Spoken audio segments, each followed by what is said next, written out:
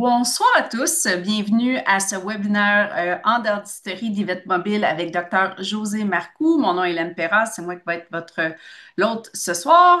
Donc, ce soir, c'est la suite du dernier Mhm. webinaire du mois passé. Ce soir, on parle de cas cliniques chez les chats.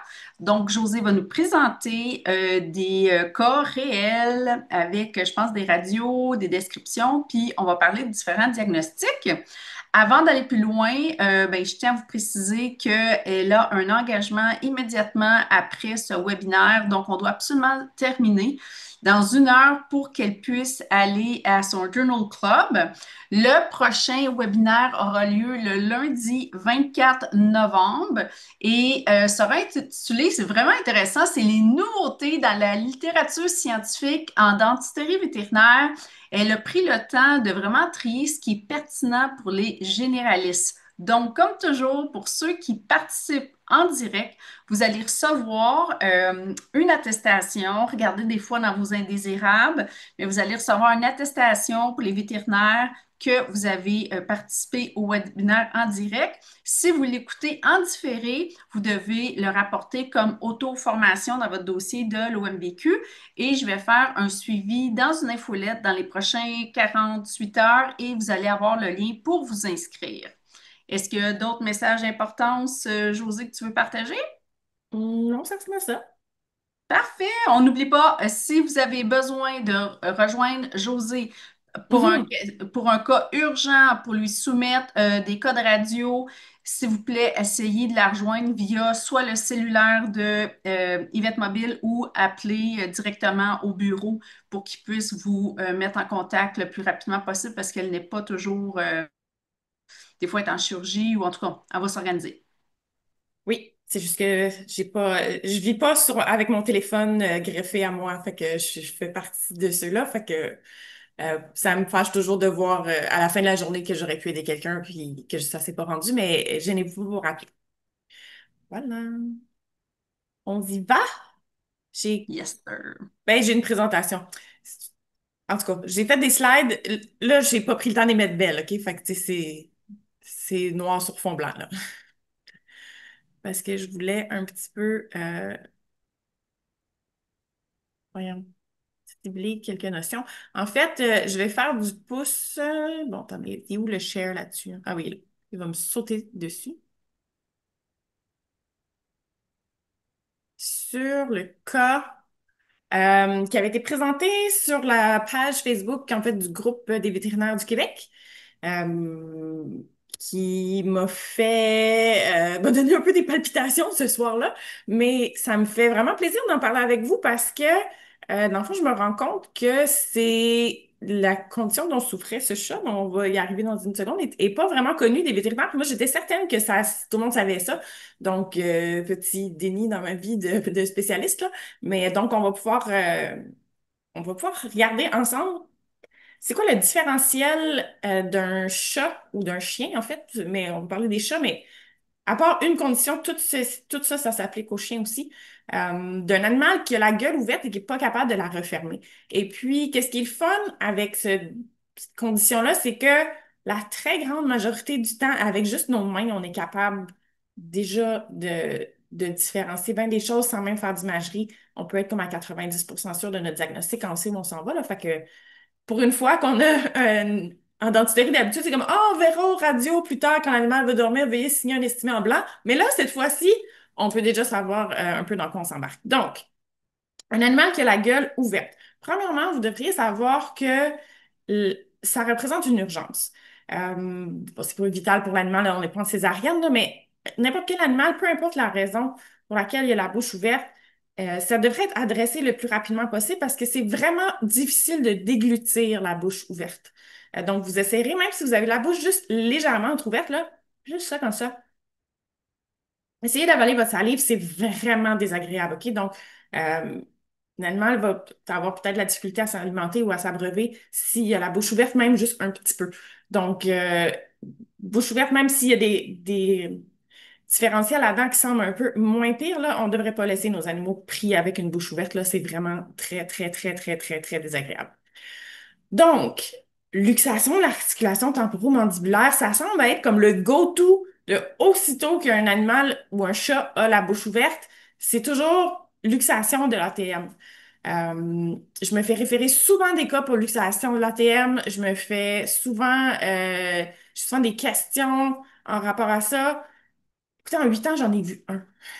Euh, il y a d'autres conditions plus fréquentes, en fait, qui s'avèrent être la cause de la bouche ouverte du patient. Fait que la luxation, l'articulation temporo-mandibulaire, OK, je vais toutes les nommer, puis on va les regarder plus en détail après. Bref, c'est soit que ça arrive pas si souvent que ça, ou soit que les généralistes vous les traitez tellement que ça se rend pas à moi. Fait qu'encore là, je sais pas si c'est moi qui est un peu dans les patates. En fait, en faisant un quiz, vous en voyez combien, disons, dans une année des luxations de l'articulation temporo-mandibulaire chez le chat? Parce que moi, c'est zéro, c'est quoi, c'est 0,12 si c'est un en 8 ans, là, réellement luxé. 10 en 21 par 2 ans, OK.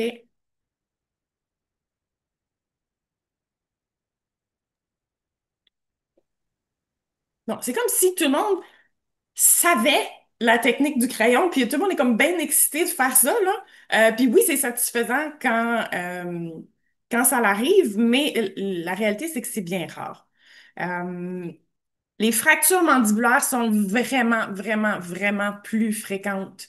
Ah, je trouve ça intéressant. OK, fait que c'est pas juste moi, là, qui voit pas, là. Ça arrive peu. OK, fait qu'on va regarder ça en détail, mais merci pour le. Je voulais juste savoir si c'était parce que c'est vous qui les voyez, puis que vous faites le crayon, puis ça se rend pas à moi, ou si c'est juste parce que c'est vraiment rare. Mais bref, fracture mandibulaire, beaucoup plus de chances, là, c'est beaucoup plus fréquent. Luxation dentaire, j'en ai vu plus chez le chien, mais c'est tout à fait possible chez le chat, c'est-à-dire même si, en l'absence de trauma, on a un vieil animal avec une bouche dégueulasse, là, puis à un moment donné, ses dents sont tellement mobiles, puis il y en a une qui va sortir de son socket, de son alvéole, mais elle sera pas complètement détachée, puis elle va bouger un petit peu, puis là, tout à coup, l'animal n'est plus capable de fermer parce qu'il y a une dent à moitié sortie. Puis c'est ça, il n'y a pas d'histoire de trauma, là, il n'est pas tombé en bas du troisième étage, il n'y a pas rien. Euh, donc, des fois, faire juste un bon examen de bouche quand on voit que toutes les dents branlent, des fois, une dent du fond va aussi passer un peu inaperçue, mais ça peut être ça qui empêche la bouche du patient de fermer. Encore une fois, diagnostic super facile, OK? C'est juste un bon examen oral avec nos loupes ou en tout cas avec une bonne lumière, puis on est capable, on a l'air d'un héros parce qu'on a trouvé en 3 secondes pourquoi l'animal ne ferme plus sa bouche, mais une luxation dentaire, ça se peut. Chez les chats, je pense aux canines, des belles canines en grosse extrusion épouvantable, là. Je pense que j'en ai une photo plus tard. Euh, D'ailleurs, j'en ai un petit peu de temps, voilà. Euh, Ça, là. Une belle canine en extrusion comme ça, des fois, sont pleines de maladies parodontales, ces dents-là, puis sont à moitié lousses. Suffit que le chat se cogne un petit peu, quoi que ce soit, à, à se casse d'une coupe de millimètres, sa bouche, elle ferme plus. Donc, encore une fois, très facile à diagnostiquer. Puis, ben, c'est simplement c'est du lait pour des extractions, puis on va régler le problème du patient. Et boy, c'est... OK. Lacération de langue, j'ai déjà vu ça. La langue était tellement enflée chez notre patient qu'il n'y arrivait pas à fermer la bouche. Ça venait avec un trauma, par contre, là, puis on pouvait voir les lacérations sur la langue, des tumeurs, malocclusion, on va regarder. Puis le seul différentiel qui est dans la liste ici, qui s'applique, en fait, tout s'applique aux chiens, sauf l'atteinte du trijumeau, qui s'applique seulement aux chiens, en fait. Ça n'a pas rapport avec les chats, mais ça va donner une paralysie flasque, en fait, de la mâchoire, où l'animal a la gueule complètement pendante, mais c'est mou, mou, mou. Puis, si on maintient son petit menton, on est capable de fermer sa bouche, mais c'est simplement que ses muscles, en fait, ses nerfs sont complètement flasques, puis il peut plus fermer la bouche. Donc ça, c'est quelque chose qui est unique au chien, qui est pas chez le chat, mais ça va donner un animal qui a la bouche donc grande, ouverte, et c'est complètement flasque. Encore une fois, absence de blessure ou d'histoire de trauma. Puis il faudrait que je relise, en fait. C'est super rare, là. Il me semble que ça passe avec le temps. Bref, vous l'avez en euros. Mais donc, paralysie flasque, mais on va faire la différence un petit peu entre luxation de l'articulation temporomandibulaire, fracture mandibulaire et ce qu'on a vu avec nos petits poussins d'un open jaw lock parce que bien que c'est toutes des conditions où le chat a la gueule ouverte, il n'y a pas la gueule ouverte de la même façon. Donc, toutes les gueules ouvertes ne sont pas identiques. Donc, notre petit loulou, photo de l'année. Je capote, cette photo-là devrait être dans un textbook. C'est vraiment absolument magnifique. Donc, le signalement du patient, c'est un persan de 14 ans. Je ne sais pas si c'est un mâle ou une femelle, on s'en fout un petit peu. Fait que intéressant de voir que c'est un chat brachycéphale et 14 ans, donc, tu sais, malocclusion n'est pas vraiment possible. Euh, et pas d'histoire de trauma. C'est-à-dire que la dame l'a trouvé comme ça, la bouche ouverte. Alors, à noter que sa bouche, elle est grande ouverte. Elle n'est pas entrouverte, là. Elle est comme au maximum d'amplitude que le chat est capable d'aller chercher. Et là, il est pris comme ça. Il n'est pas capable de la fermer, sa bouche. Donc, c'est une présentation qui est différente, euh, d'une fracture ou d'une luxation où les bouches vont être ouvertes, mais normalement, on est capable de les fermer ou de les refermer un petit peu. Mais près de ce chat est vraiment pris la bouche complètement grande ouverte. Et c'est un brachie. C'est possible sur un animal qui n'est pas un brachie, mais c'est beaucoup plus fréquent chez les brachies. Euh, il y a aussi une petite asymétrie de son mandibule qui il est pas tout à fait. Il y a quelque chose qui se passe d'un côté qui se passe pas de l'autre, là. Il n'est pas tout à fait symétrique. Donc, normalement, dans les textbooks, ils disent que ça prend un CT pour diagnostiquer la condition, mais la vétérinaire généraliste avait fait des radios et les radios sont de toute beauté. Et en fait, la condition, on la voit à la radio, ce qui est, en fait, dans les articles que je vais vous partager, euh, ça parle même pas de faire des radios, mais là, ça fonctionne. Donc, ici, on a, je sais pas si c'était son oblique droite ou gauche, donc la radio de droite, là.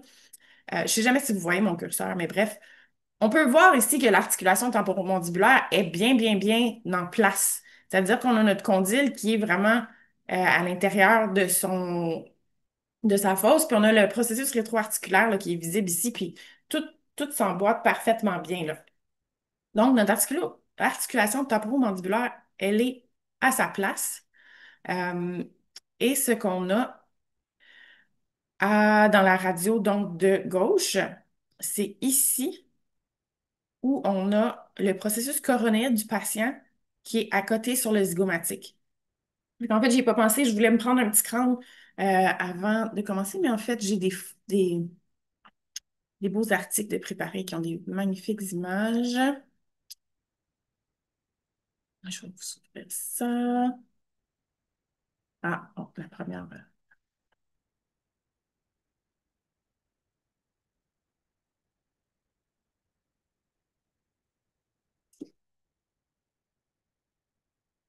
Parfait. Je me mets plein écran.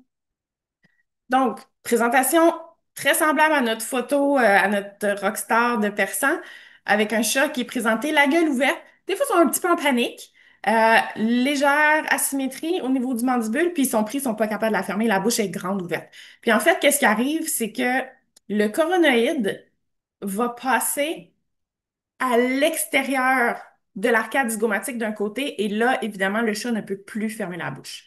Ça demande une certaine laxité de l'articulation temporomandibulaire pour que ça arrive. Et donc, nos brachycéphales, qui sont un petit peu mal conformés, euh, vont avoir des fois cette laxité-là. Il y a des patients qui ont des coronoïdes trop longs. Des fois, en faisant des CT, on va le voir, comment leur coronoïde est anormalement long par rapport à d'autres, ce qui va les causer de luxer. Mais les patients qui sont dysplasiques, des articulations temporomandibulaires peuvent faire ça. Dans ce cas-ci, pour un chat de 14 ans qui n'a jamais eu d'épisode de sa vie, je présume que de l'arthrose des articulations temporomandibulaires, ce qui l'a rendu dysplasique avec le temps, ce qui fait que probablement il est plus laxe de ses articulations qu'il ne l'était jadis. Donc, non, le coronoïde est pris à l'extérieur de l'arcade zygomatique et le chat ne peut plus fermer parce que pour fermer, il faut que notre coronoïde bascule vers l'arrière et là, évidemment, il ne peut plus le faire. Donc, le traitement, puis là, ici, on le voit au CT. Au CT, on va recommander en fait de faire un CT pour diagnostiquer la condition parce que des fois, les animaux sont capables tout seuls là, de se replacer, on va en parler, mais Ils peuvent luxer des fois d'un bord, des fois de l'autre, puis si on veut savoir quel côté traiter en chirurgie, il faut le faire, mais c'est pas un problème de l'articulation temporomandibulaire.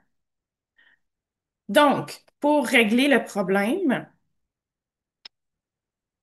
en fait, en aigu, la première chose qu'il faut qu'on fasse, c'est qu'on réduise euh, sa petite bouche. Puis pour faire ça, ce qu'il faut faire, c'est ouvrir sa bouche encore un petit peu plus grand pour rabaisser le coronoïde, puis lui permettre donc de passer du bon côté du zygomatique, puis de refermer sa bouche.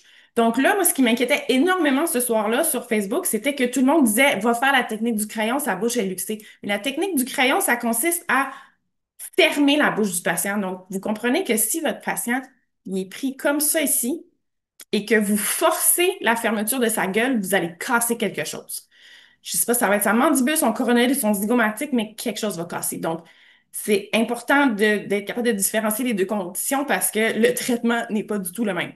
Donc, des fois, les animaux, spontanément, vont être capables. Ils paniquent, ils vont prendre leurs pattes, puis des fois, ils vont juste en se débattant, vont rouvrir leur bouche encore un petit peu plus, puis ça va permettre euh, de faire la manœuvre puis de se remboîter.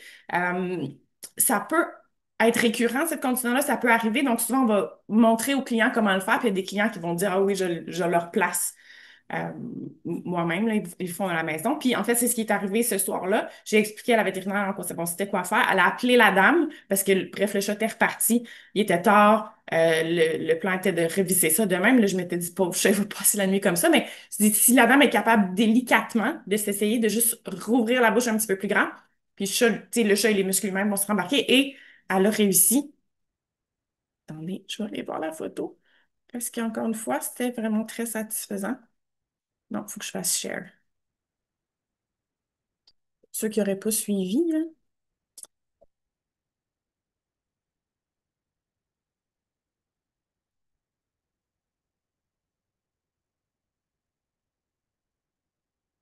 Donc, la madame à la maison, elle-même, le même soir, a réussi à réduire le chat juste en rouvrant la bouche un petit peu plus. Donc, ça, c'est lui quelques heures plus tard. Fait que good job, madame. C'est sûr que la vétérinaire, elle l'avait mis sur des relaxants musculaires et de l'analgésie. Fait que vous voyez ses belles pupilles, d'ailleurs. Donc, tu sais, probablement que le chat étant un petit peu calme, un petit peu relax, ça l'a aidé. Je vous invite à faire ça aussi en clinique, mais bref, tout le monde a réussi. Peux-tu, Josie, s'il te plaît, réexpliquer, retourner sur la radio, puis réexpliquer le mécanisme, la pathophysio, s'il te plaît? Ouais.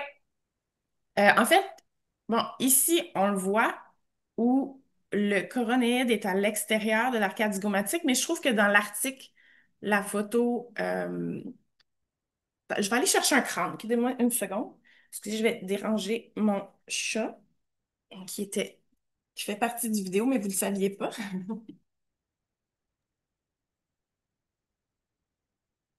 Bon, mais pendant ce temps-là, je vais vous rappeler que Yvette Mobile a une chaîne YouTube sur laquelle vous pouvez trouver tous les enregistrements passés. Ça fait plus de 3 ans qu'on fait des webinaires le lundi soir. Il y a deux branches, il y a comme deux playlists, je sais pas, liste de, on va dire playlist, je ne sais pas en français comment ils appellent ça. Une Liste de anesthésie. lecture. Liste de lecture, merci beaucoup. Une pour anesthésie, puis une pour dentisterie. Vous allez retrouver tous les enregistrements passés de José dans celle de dentisterie. Je me remets en mode silence. Je sais pas si vous allez voir quelque chose. C'est-tu potable comme image ou pas vraiment?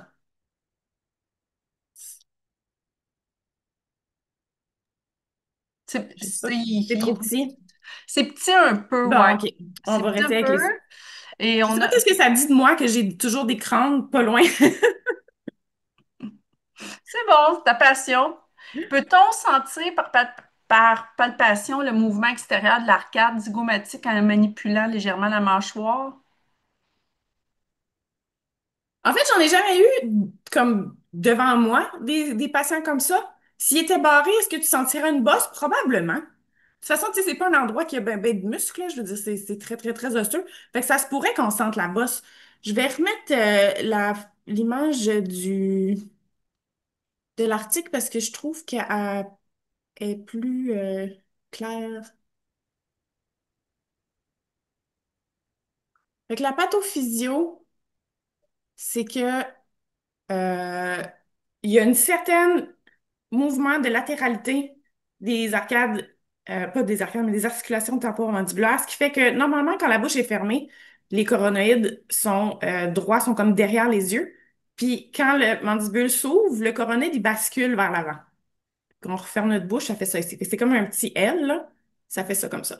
Puis là, quand l'animal, il rouvre, s'il y a un petit mouvement latéral qui se fait, là, quand il veut refermer, son cornet de passer comme à l'extérieur du zygomatique, puis là, il va rester pris d'un côté. C'est pour ça qu'on a une petite asymétrie au niveau des dents en bas du mandibule. Puis là, il peut plus refermer parce que son mandibule peut, son coronet ne peut plus reculer. Fait que est-ce que c'est plus clair? Fait que nos Est-ce coronets, que ils tu veux, avancent. est-ce que tu veux Reculent. qu'on se mette en mode, t'enlèves le partage d'écran, moi je cache, Ah, puis là tu vas être en full screen. Attends, comment je fais ça? Speaker. Euh, c'est moi qu'il faut qu'il parle. Fond. C'est moi qui parle, ça vient-tu à Là, moi? j'ai l'impression speaker. Tiens. OK, c'est marqué Fait en que gros. Oui, là, tu es en gros G. OK, Fait que là, tu peux. Assez donc avec ton crâne. Ouais, on le voit beaucoup mieux, là. OK, t'as un petit peu. J'essaie de me mettre comme à peu près droite. OK, donc, notre coronoïde, là, en fait, c'est ça ici, là. Fait que c'est la partie du mandibule qui a une projection vers le haut. Puis notre articulation temporomandibulaire, en fait, elle est là. Donc, notre petit chat, il est placé comme ça. J'essaie de me mettre à peu près à droite. Fait que quand un animal rouvre la bouche, son coronoïde, il bascule vers l'avant, puis il va rebasculer vers l'arrière quand l'animal ferme la bouche. Ça, il fait ça à longueur de journée. Fait que je rouvre la bouche, ça bascule vers l'avant. Je ferme la bouche, ça bascule vers l'arrière.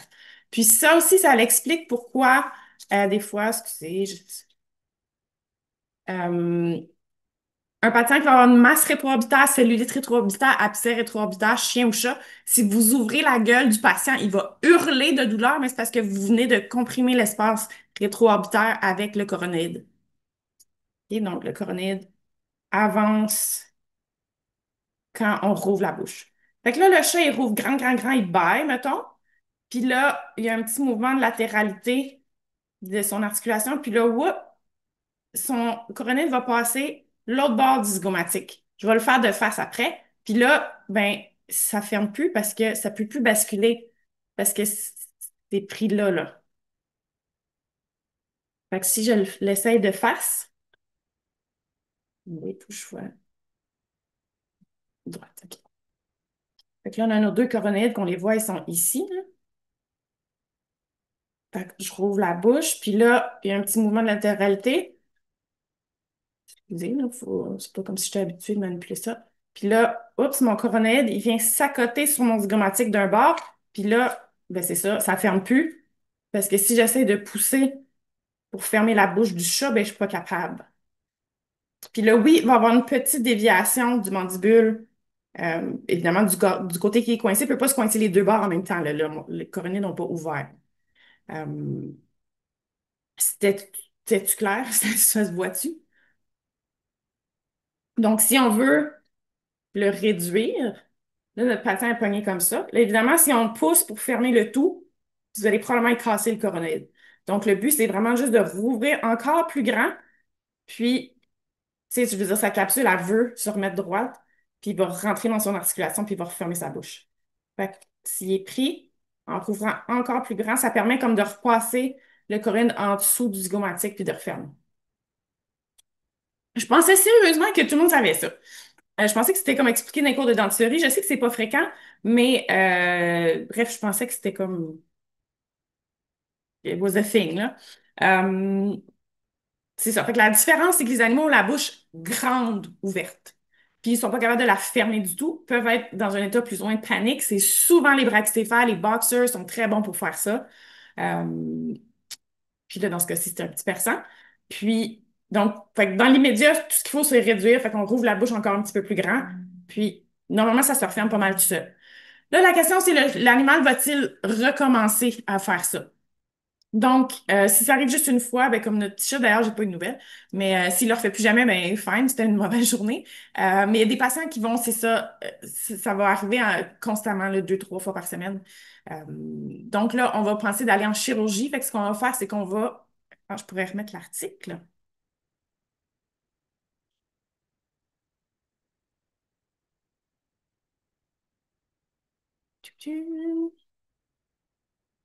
Avec la chirurgie. Puis c'est pour ça que des fois, faut confirmer au CT pour savoir quel, c'est quel côté qui a resté pris. Je sais pas si j'en ai une plus belle que ça. Non, c'est pas un beau. J'avais 3 articles sur le sujet, j'en ai trouvé un qui a des plus belles images.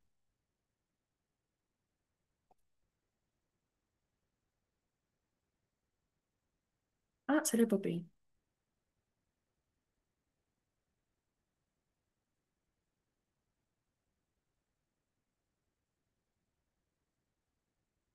Donc, bon, ici, un CT avec la reconstruction 3D, on voit que le coronéide est passé à l'extérieur du zygomatique. Donc, on va aller faire une approche. Donc, ici, on va à la pose, on fait vraiment l'incision sur l'arcade zygomatique parce il y a pas trop de choses que tu peux couper en le mettant sur l'os. Fait que là, on a élevé beaucoup les tissus de la mastication. Fait que notre coronéide est ici avec le C. Notre zygomatique est là. Notre coronéide est à l'extérieur du zygomatique. Mais bref, on va raccourcir le coronoïde. Et puis, on peut aussi fenestrer le zygomatique, soit complètement ou en lui faisant une petite encavure pour simplement que ça se reproduise plus. Je ne sais pas si on a une photo pré et post. Donc, ici, on voit que notre ATM est en place puis qu'on est pris. Et on a compris, là. C'est un city post.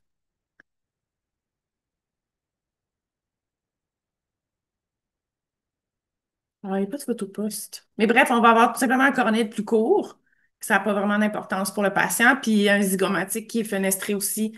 Euh, ça s'enlève des zygomatiques là si on a besoin d'aller faire une chirurgie de la glande salivaire zygomatique, si on a faire des chirurgies rétro-orbitales, des exentérations, des tumeurs, bref, zygomatique, bon, je dirais pas qu'il sert à rien, là, puisqu'il attache notre masseter, etc., mais euh, on peut très bien vivre sans zygomatique. Fait qu'on va faire une petite fenêtre dans le zygomatique, soit pour le rendre plus haut ou l'enlever complètement. On va raccourcir notre coronoïde. Puis, c'est ça la grande question quand on a un animal qui luxe à répétition. Ben, pas qui luxe, mais bon, qui bloque à répétition.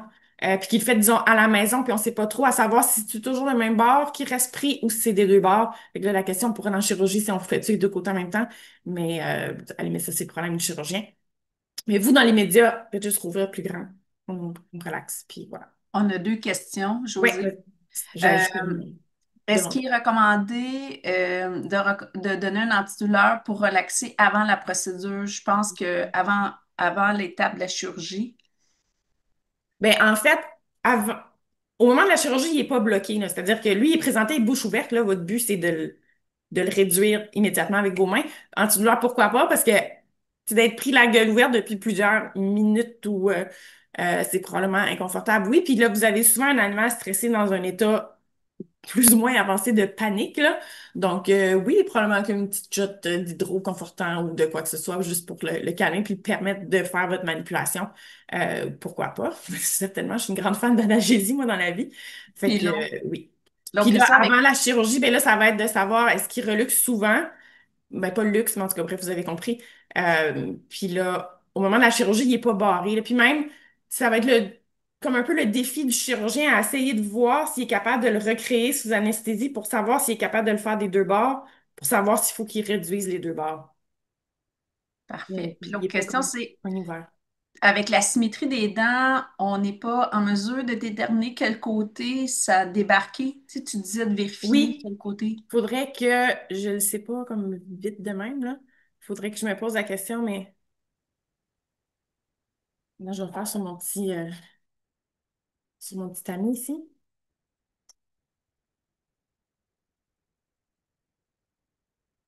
Ça serait normalement la canine qui est plus basse. Non. Voilà.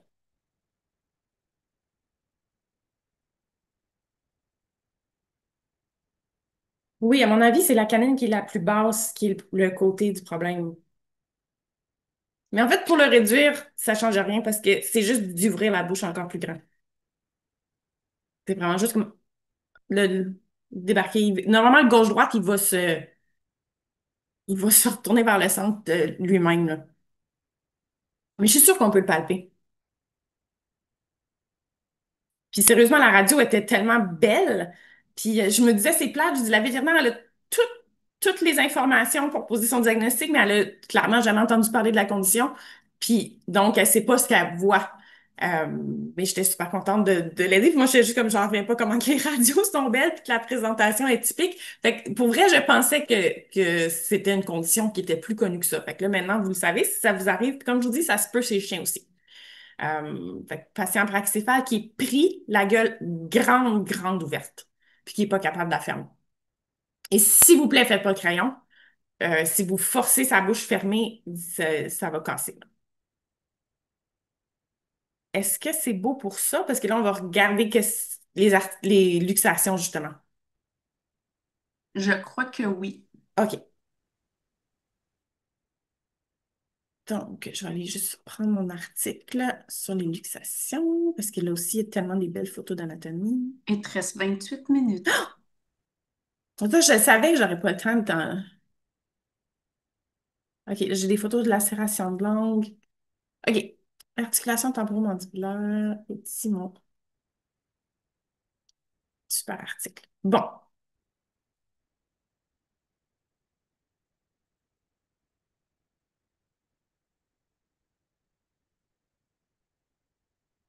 OK.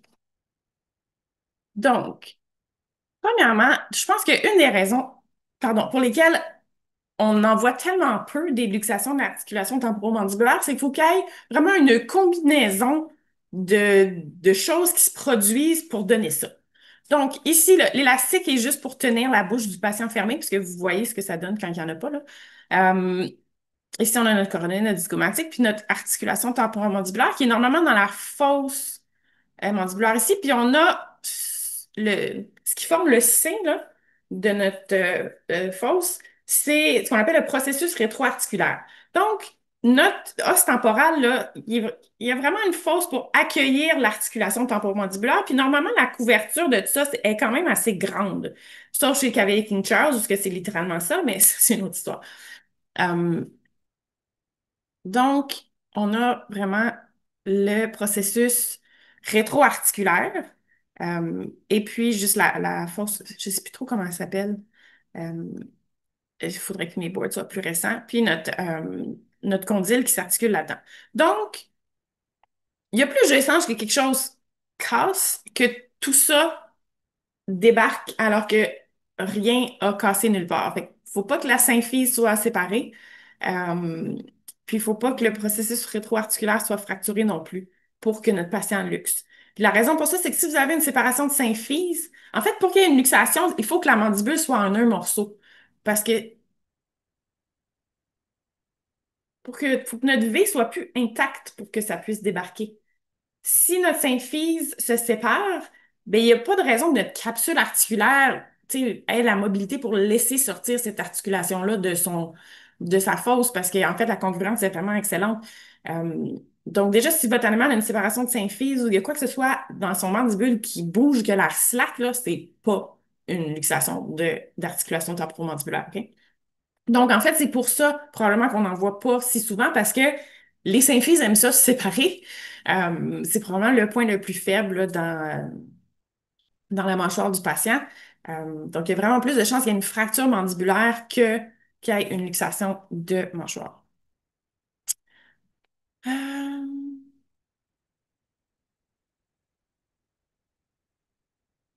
donc, théoriquement, la mandibule pourrait luxer dans deux directions. Donc, la raison pour laquelle on dit toujours que c'est le plus souvent, en fait, rostro-dorsal, c'est à cause justement du processus rétroarticulaire euh, qui est la petite flèche en bleu comme ça. Donc, si lui, il n'a pas cassé, l- la, le condyle va luxer donc par en avant. Parce que pour le condyle de passer en arrière, là, je veux dire, c'est pratiquement impossible.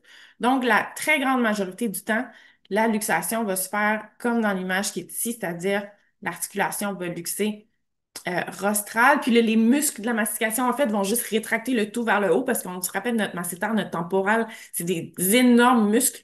Donc, clairement, ils vont faire une tension, ils vont faire une traction vers le haut. On dit quand même qu'il faut faire des radios pour vérifier que c'est quel côté.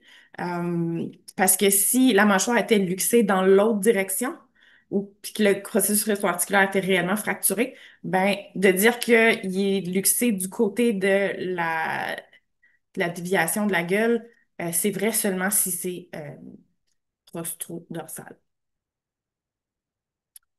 Euh, c'est ça, c'est la mâchoire shift dans le sens du côté opposé à la luxation. Là, si mon share et que là, vous me regardez. Donc, si mon articulation est sortie comme ça, fait que mon patient, il est croche, mais la mâchoire va s'éloigner, en fait, de notre articulation qui est débarquée. Puis là, il est rembarqué, il est débarqué, il est de ce côté-ci que je le débarque. Fait que ma mâchoire, elle s'éloigne, en fait. Fait que c'est ma mâchoire. Mais là, moi, je me vois en miroir, là, fait que je dirais pas gauche-droite, mais c'est ce côté-ci que je luxe. Mon mandibule, il s'éloigne de mon articulation qui est déplacée.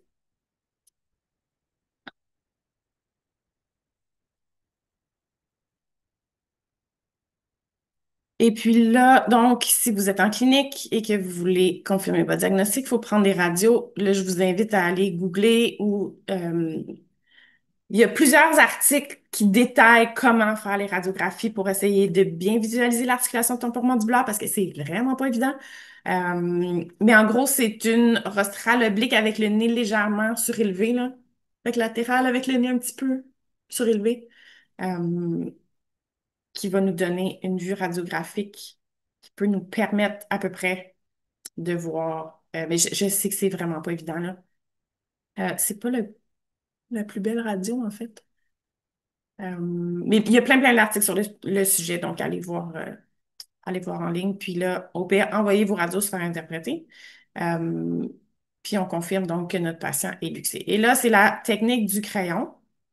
Donc, si notre articulation est en dehors, ici de sa fosse, fait qu'elle est luxée rostro-dorsalement, ce qu'on veut faire en fait avec le crayon, euh, puis là, de ce que j'ai su, là, on vous conseille un crayon. Là, ils ont mis quelque chose de vraiment rond, mais c'est pas conseillé de prendre un crayon Bic comme qui est parfaitement rond. Prenez un Bic ou un stylo qui est plus hexagonal. Ça va vous aider en faisant la rotation à ce que le client, pas le client, mais que le patient comme morde dans quelque chose. Euh, Si vous n'avez pas, ou peu importe, vous pouvez aussi entourer votre crayon de V-Trap. Fait que le V-Trap est un petit peu adhérent, là, les dents vont piquer dedans, puis vous allez être capable de faire votre mouvement. Fait que ce qu'on souhaite faire avec le crayon, c'est en fait, ça va nous servir de pivot. Euh, le crayon qu'on va mettre entre les dernières dents du patient, puis en forçant la bouche à fermer autour du pivot ici, ça va forcer l'articulation vers le bas. Comprenez que si vous poussez les incisés, les canines vers le haut, puis si votre pivot, c'est le milieu le truc bleu ici, mais ça va forcer votre condyle vers le bas et là, il y a des chances de rentrer dans son articulation. Donc, dans ce cas-ci, on veut forcer fermer la bouche du patient. Fait que c'est vraiment l'inverse de la condition de tantôt. Par contre, le patient va avoir l'air. Ah, il n'y en a pas, mais j'ai-tu un autre article sur le sujet? Le patient, oui, il ne peut pas fermer la bouche, mais il va avoir la bouche légèrement entrouverte. Il n'y a vraiment pas la bouche complètement ouverte comme notre petit persan, là. Ah, attendez, l'autre article est plus beau. Là, il y a des questions qui ont rentré, OK, puis j'ai vas-y. peur qu'on attende trop parce que là, on va mélanger les conditions. Ouais.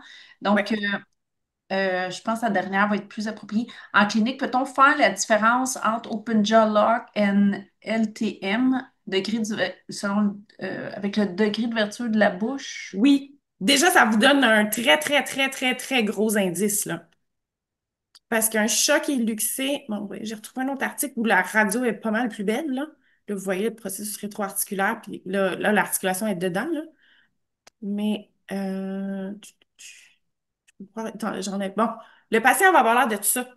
Fait qu'il y a la bouche ouverte, oui, mais c'est pas la même ouverture, là. Donc, on n'est pas capable de la fermer complètement, mais on est capable quand même de l'ouvrir et de presque la fermer.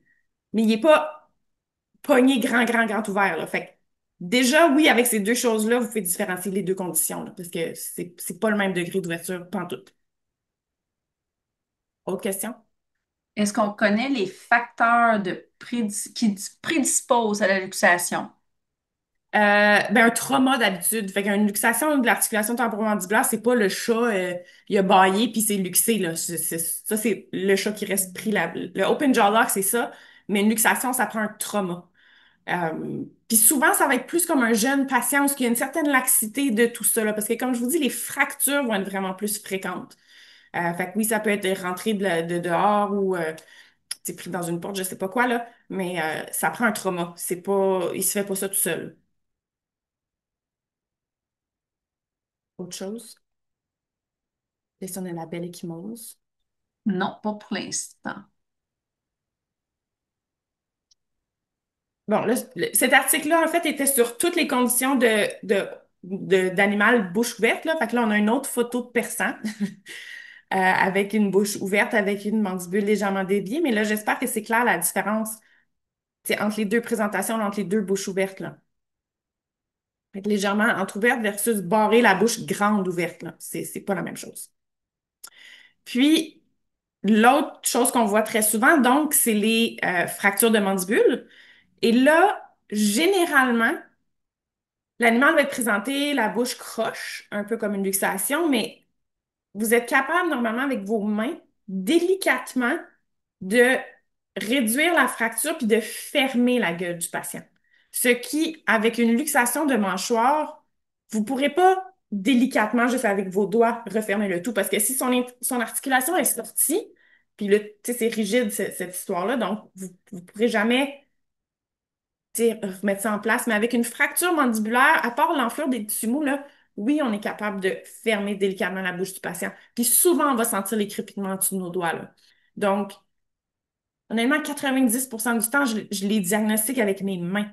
La différence entre la luxation puis la fracture mandibulaire, parce que la fracture mandibulaire, on peut lui fermer la bouche, puis on sent que c'est slack, là, il y a quelque chose là-dedans qui bouge puis qui crépite, là, c'est assez flagrant d'habitude. Fait quand même que votre animal soit en panique, puis vous ne pouvez pas y toucher du tout, mais la plupart des patients sont quand même très gentils, même quand ils ont mal de même, là. Donc, si je suis capable de fermer la gueule du patient, c'est probablement cassé. Si je suis pas capable de fermer la gueule du patient, c'est probablement luxé. Puis si le patient a la gueule grande ouverte, c'est un open jaw lock. C'est beau. Il y en a un qui a besoin qu'on lui rouvre la bouche plus, il y en a un qui a besoin de la technique du crayon, puis il y en a un qui a besoin d'un chirurgien.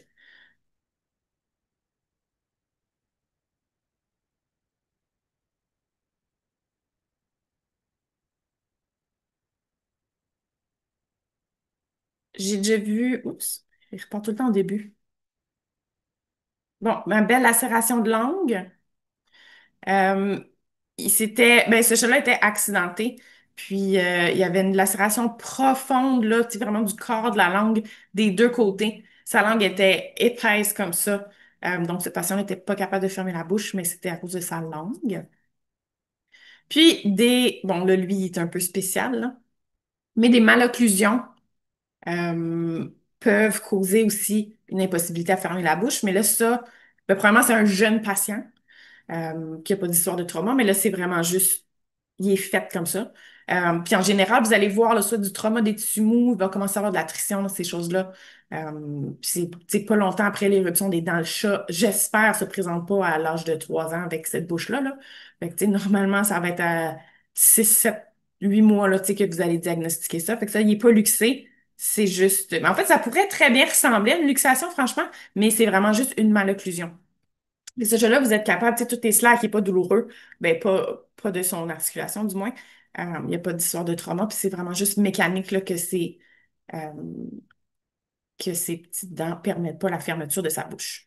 Puis là, bon, lui, il avait décidé d'être original, mais non plus sa bouche ne ferme pas complètement parce que ben, il y a une canine dans le milieu. Fait que des fois, nos patients sont un petit peu créatifs. Puis là, c'est juste de Bon, on peut soit faire de l'orthodontie ou vraiment juste extraire les dents qui nuisent pour retrouver une bouche qui est confortable pour le patient. On a parlé. Y a-t-il des questions, excusez, avant que je change de condition? J'ai comme pas le chat, là, j'ai trop de fenêtres ouvertes, là. Je pense que tu as répondu. Si le chat ne fracture du condyle dans l'articulation, Hmm, TM sera-t-on capable de fermer la gueule? souvent, oui. Fait que, tu sais, il est douloureux, il est enflé, mais, tu sais, il va être dévié à cause de son enflure, mais oui, on est capable de le réduire d'habitude puis de fermer la gueule. Tu sais, des fois, ça ne fermera pas complètement, il va rester une couple de millimètres, mais pas autant qu'une luxation. Puis de toute façon, s'il y a juste ça de fracturé puis que c'est pas séparé la symphyse en plus, ben le traitement de ça, c'est du repos. Parce que les muscles servent déjà d'une très belle attelle pour le tout. C'est sûr que c'est pas une fracture ouverte parce que le condyle il est vraiment loin à l'intérieur de beaucoup, beaucoup, beaucoup de muscles. Donc, il n'y a rien d'ouvert, fait qu'il n'y a rien de contaminé, il n'y a rien à aller flusher, à faire quoi que ce soit. Puis, de toute façon, aller jouer dans une articulation temporomandibulaire, parce que là, c'était tous des beaux crânes, là, mais il y a l'artère maxillaire qui s'enroule pratiquement autour de tout ça. Donc, personne ne veut aller jouer là. Fait que, tu sais, c'est sûr que la chirurgie, c'est en deuxième intention si les choses se passent pas bien, là, mais si on a juste un condyle de fracturé, ben, en fait, c'est juste en dessous du condyle que ça fracture, là, le neck. Euh, mais c'est juste repos. On peut mettre une isolière là, ou fermer avec des boutons, puis restaurer l'occlusion. Les masses peuvent causer des incapacités à fermer la bouche, soit parce que la masse est trop grosse, soit parce que, encore une fois, la masse commence à occuper l'espace rétro-orbitaire. Puis là, en fait, vous allez plus avoir un choc et de la misère à ouvrir la gueule, parce que, encore une fois, quand le coronoïde bascule vers l'avant. Mais c'est juste que j'ai eu des questions récemment de vétérinaires qui n'avaient jamais vu de carcinome spénocellulaire où le carcinome s'est présenté comme étant de la lise osseuse et non une masse en soi. Fait que je voulais vous mettre des photos de ça ce soir. Donc ça, c'est deux de mes patients. Là, la photo de droite, c'est comme pas super clair à cause de sa lèvre, mais vous voyez, entre sa PM4 puis sa 7, là, il y a comme un trou, puis c'est comme on voit dans son nez. C'est pas supposé. Donc, des fois, les carcinomes se présentent comme des trous. Puis là, c'est un petit peu extrême pour la maladie parodontale, ça, là. Fait que oui, déficit oronational, ça se peut, mais c'est pas supposé être béant à ce point. Puis aussi, c'est que ça sera pas symétrique. Puis souvent, on a un patient qui a une gueule, tu sais, pas si pire, ou tu sais, il va avoir vraiment comme une région dans la gueule qui est épouvantable avec le reste, tu sais, qui va être soit pas si pire, ou tu sais, on se dit ça se peut pas qu'il y ait. Tu sais, un patient qui a la maladie parodontale, il l'a quand même à peu près égal partout, là. Donc, même un patient qui a de la paro un peu est pas supposé avoir un trou béant dans le palais comme ça. Ah, là, je t'ai rendu à mes autres conditions de chat. Parce que c'était ça le but de la soirée, mais je voulais parler des gueules ouvertes parce que je trouvais ça intéressant là, de. Parce que c'est ça. Parce que cliniquement, on est capable souvent de faire déjà un gros ménage dans notre différentiel avant même de commencer. Fait que je trouvais ça le fun pour ça, parce que c'est accessible à tout le monde. Question avant que je vous montre le pire cas. Ah, je vous dirai pas c'est quoi. Que j'ai vu. Non, on n'a pas, non, pas de questions. Par contre, OK? s'il te reste beaucoup de matériel, tu veux-tu, on en reparlera, comment on va gérer ça. Il te reste Ben, beaucoup de... j'ai un cas clinique. Puis c'est une autre condition qui cause beaucoup de confusion. Fait que j'ai la fin de la faire en 10 minutes. Parfait. Puis on verra. OK. Donc, j'ai un Maine Coon, évidemment, de mâle, on va dire castré. Euh, Attendez, c'est pas ça que je veux sharer. On va dire 8 mois qui m'est présenté. Et déjà, Maine Coon, 8 mois, vous devriez avoir une petite idée de où je m'en vais avec ça. Voilà.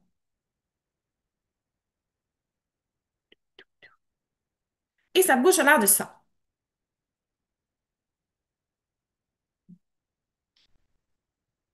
En bas, ça a l'air de ça. En avant, ça a l'air de ça. On peut le tourner un petit peu. Donc, c'est très, très, très friable. Cette histoire-là, ça saigne à rien. En bas, les incisives, ça a l'air d'être ça. Il en manque. Puis bon, les deux côtés ensemble, ça a l'air de ça. Est-ce que quelqu'un a un diagnostic pour cette condition? Et là, j'avoue que c'est le pire cas que j'ai jamais vu. En général, vous voulez pas que votre patient soit le pire cas que j'ai jamais vu parce que ça veut dire que ça va mal. Puis là, je vous invite aussi à regarder ces arches palatogloss, son petit palais, tout ça est bien rose pâle.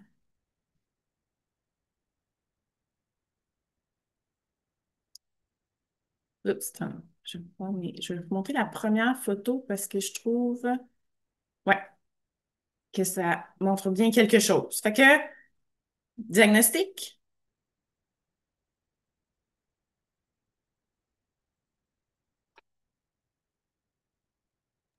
Est-ce que Josée est capable de voir? oui, là, j'y vois, là. Là, il y a juste deux personnes qui ont répondu. Fait que j'attends qu'il y en ait un petit peu plus. Il y a aussi dans le chat, on a une réponse. Ah, mais là, je peux pas les, je peux pas avoir tout ça de vert, là.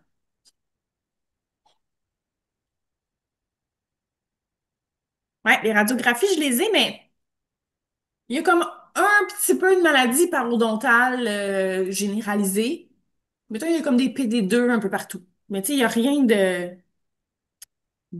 de super flagrant au radio qui va nous dire Là, c'est un bon test parce qu'il n'y a pas une réponse pareille.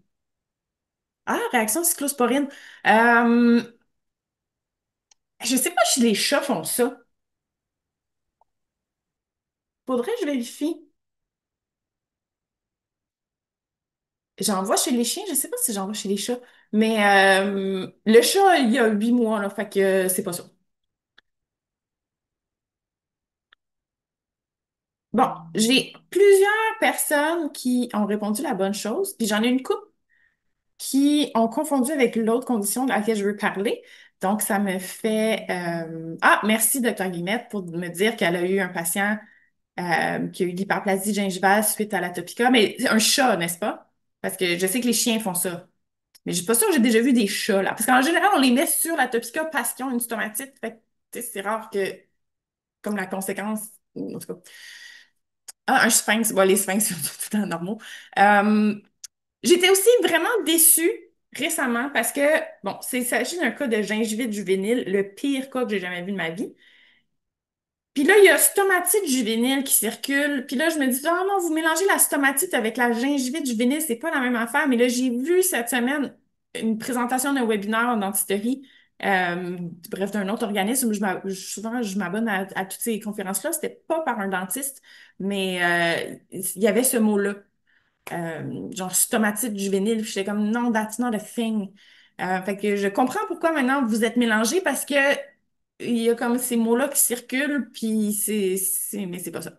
Donc, ça, c'est définitivement le pire cas de gingivite juvénile que j'ai vu de ma vie. Pour différencier la stomatite de la gingivite, juvénile ou pas, là, ça va être les arches palatogloss, donc le fond de la gueule, puis ça va être aussi la stomatite, ça veut dire genre la muqueuse, là.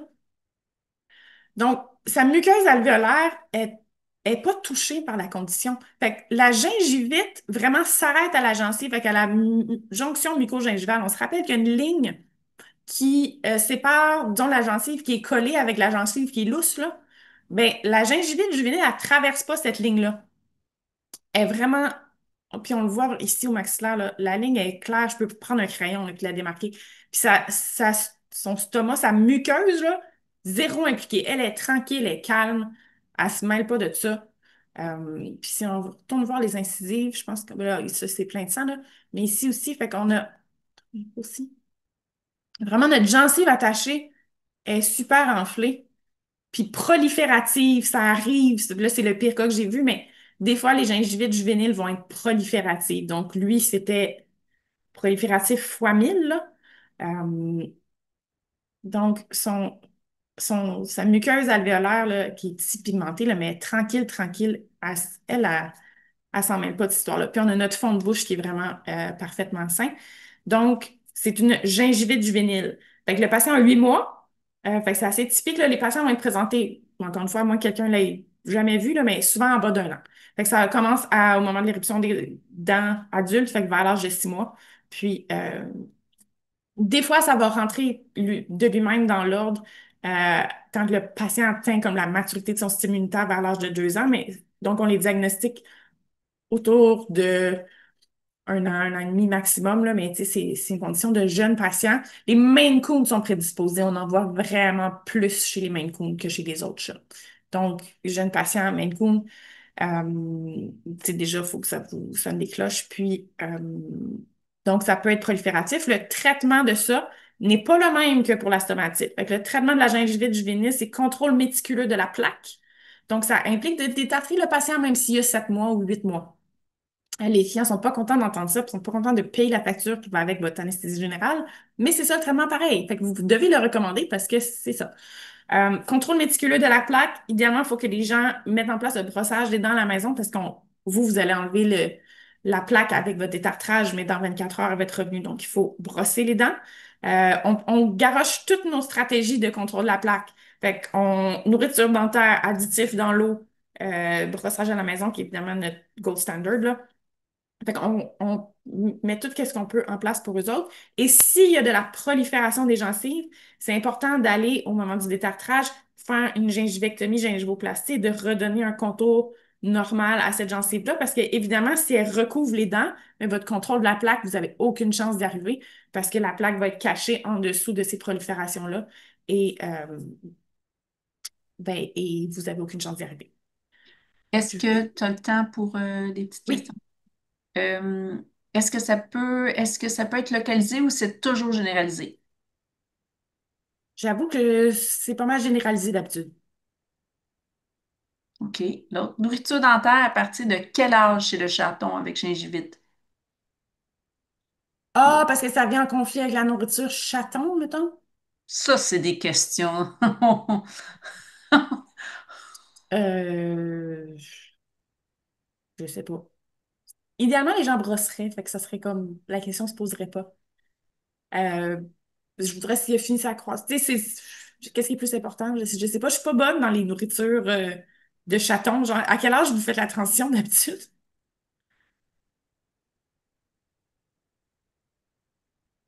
Je sais pas, on n'a pas. En attendant, parce que là, il Mm. est rendu 59. Est-ce qu'il y a une association entre gingivite juvénile sévère et calicivirus? Non. Puis en fait, même la stomatite, ça a été, pendant un bout de temps, là, tout le monde était certain que le calicie, même moi, je sais comment les études, là, ils poussent vers ça. Puis ça a été démenti finalement. Fait que calicie, est-ce que ça déclenche la patente? On ne sait pas, mais c'est pas, c'est multifactoriel, puis calicie n'est pas le seul coupable et voilà. Fait OK. que non. Il Puis y a quelqu'un. les animaux qui ont des gingivites juvéniles ne virent pas en stomatite. Ou du moins, il n'y a pas d'évidence que ça, un devient l'autre, là. Fait que on capote pas. Sur euh, ce chat-là, j'ai quand même opté pour extraire toutes les dents parce que c'était le pire cas que j'avais jamais vu. Le patient était clairement inconfortable parce que ça pissait le sang, ces affaires-là. Fait qu'on a décidé avec la dame que là, de faire des détartrages aux 6 mois, tu sais, pour essayer de contrôler le tout avec tu sais, la chirurgie que ça allait prendre pour redonner un contour. Tu sais, bon, bref, on a décidé que on extrayait les dents. Et ça, c'est à Saint-Réval 1 mois plus tard. J'étais tellement satisfaite. Fait que plus de dents, plus de plaques, plus d'inflammation. Ben là, c'est canine parce que c'est long à guérir hein, des plaies de canine parce que c'est très profond, là. Mais il y a une petite affaire de rougeur là, puis ailleurs, c'est beau, beau, beau. C'était mon. En tout cas, ça a fait ma journée, cette Réval. il y a Dr. Richer qui me dit que IS ne recommande pas la diète TD avant 12 mois. OK. Ensuite, une des questions, tu viens d'y répondre. On peut prévoir des extractions.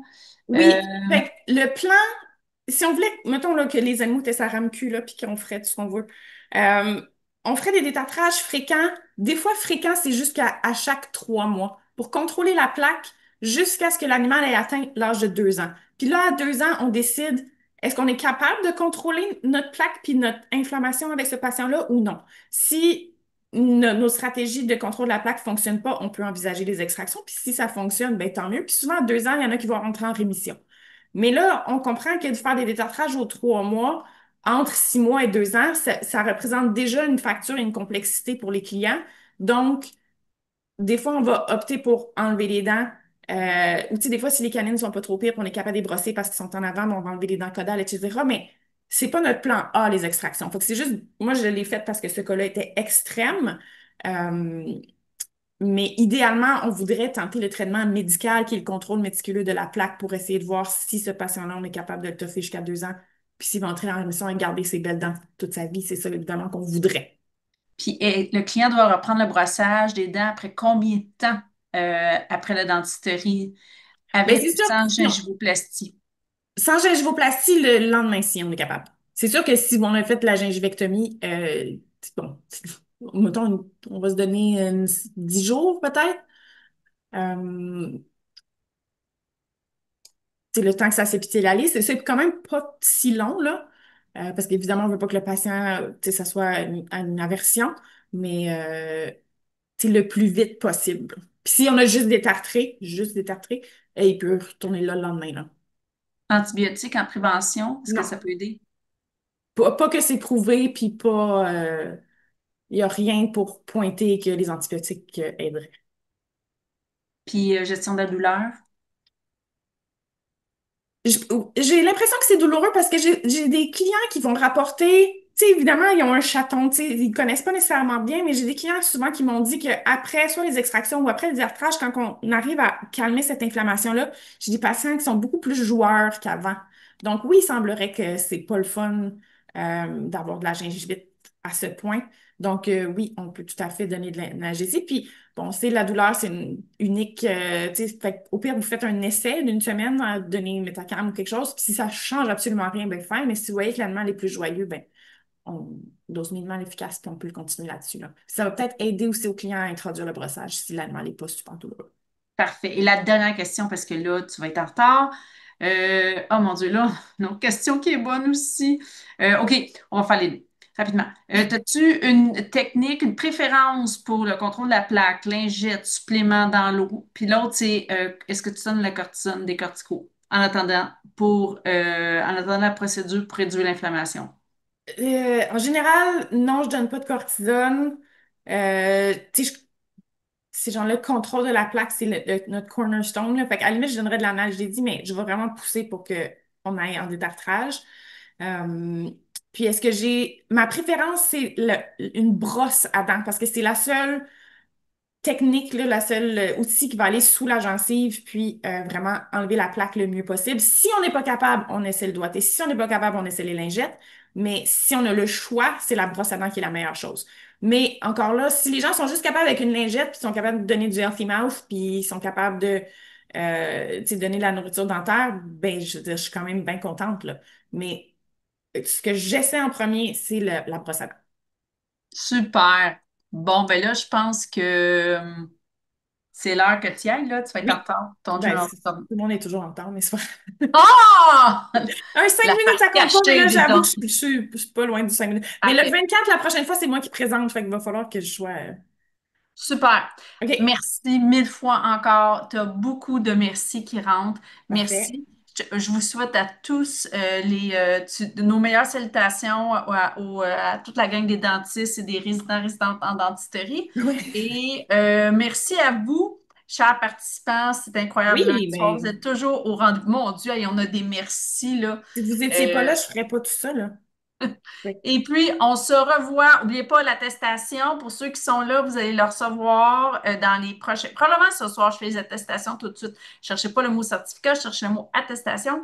Et probablement d'ici 48 heures, vous allez recevoir l'invitation pour le prochain webinaire. José, c'est toujours un plaisir. Tu es fantastique. Je vous souhaite une bonne soirée. Merci. Bye bye.